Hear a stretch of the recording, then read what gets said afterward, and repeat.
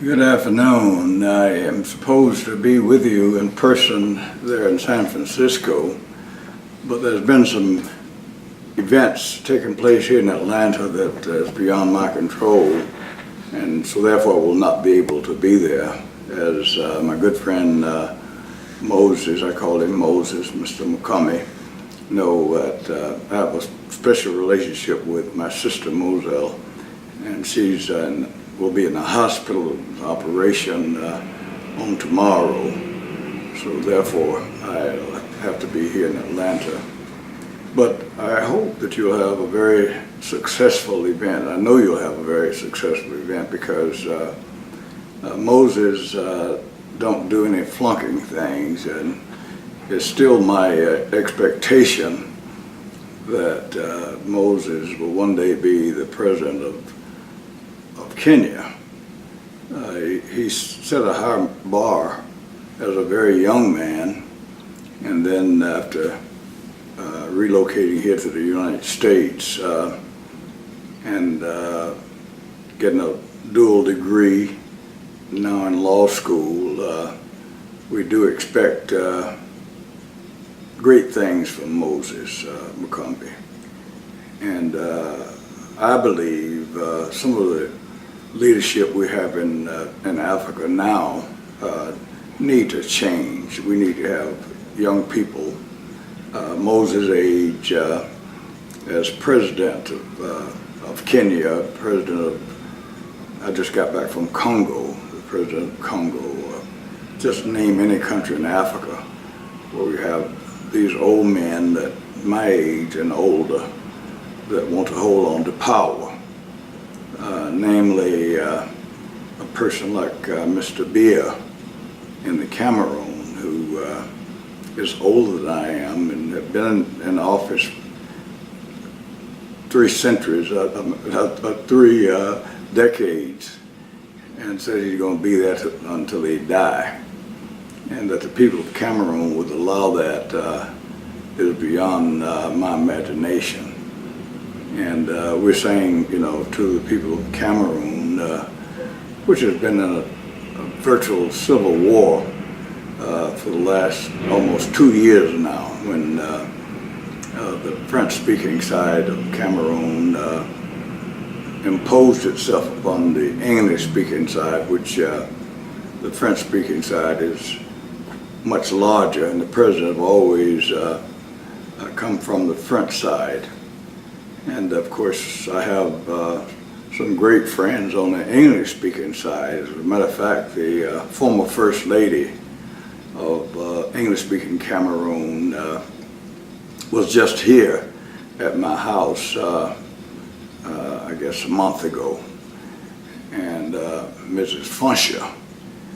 And so, but those of you that know what's going on in Cameroon, you know that the French started to go into the courts on the English-speaking side and speak French, and the lawyers really didn't understand what was going on, and so therefore the lawyers and the judges, lawyers and the teachers went on strike, and so almost a year there was no school in Cameroon, and we had at that time had issued a statement saying that it was a damnable situation, that black blood would be spilled over a gutter language like French or English. And of course, when they imposed themselves on Africa, they required Africans to speak whatever language that the nation that colonialized them spoke, which is a damnable abbreviation. And I would hope that people like Mr. McCummy and those of you that's in attendance that has such great future would really look at Africa, look at the history of what's going on in Africa. And we go, and we've got to call the people out, the leaders in Africa, we've got to call them out. If they're scoundrels, let's call them a scoundrel. And so Mr. Biya, he's, I don't know whether he'll live out for the next 4 or 5 years, whatever his term is.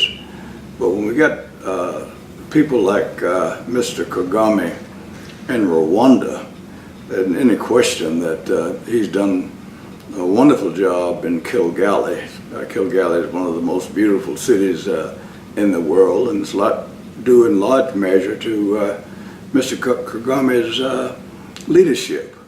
But at the same time, we can't ignore the fact that that Rwanda, little old Rwanda, is trading $20 million a month in diamonds, and there's not a single diamond in Rwanda.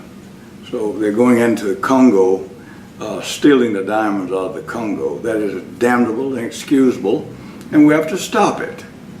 Now, the old man that is the president in Uganda, he's been allowing the Europeans to come in and tear down the rainforests and etc.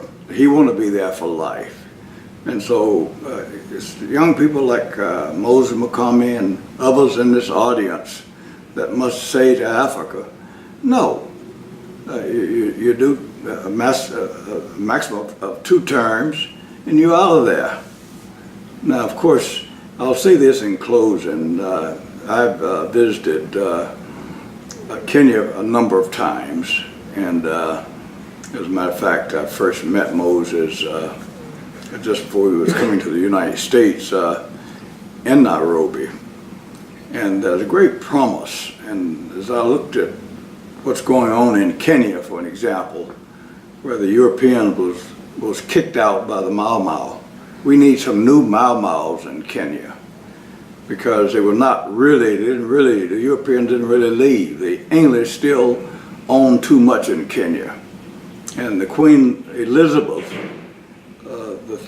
she's have a huge amount of land in Mount Kenya. It's time out for that. That land should be seized by the Kenyan government and given to the people that's living in the slums there in outskirts of Nairobi, the largest slum in the world. And so we challenge you young people, and those of you that might not be quite so young, that you need to get involved. Let's look at history as it existed, not the lies that was put together and concocted by the greedy Europeans. We believe that if you sow to the wind, you'll reap a whirlwind. And there's no question that the Europeans have sown to the wind.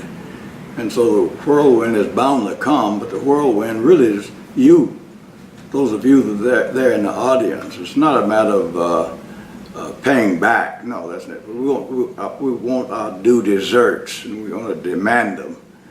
And so I hope you will be encouraged. Have a great event.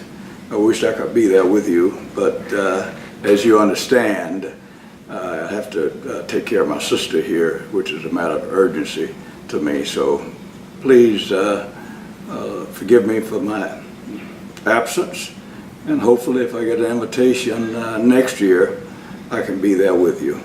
God bless.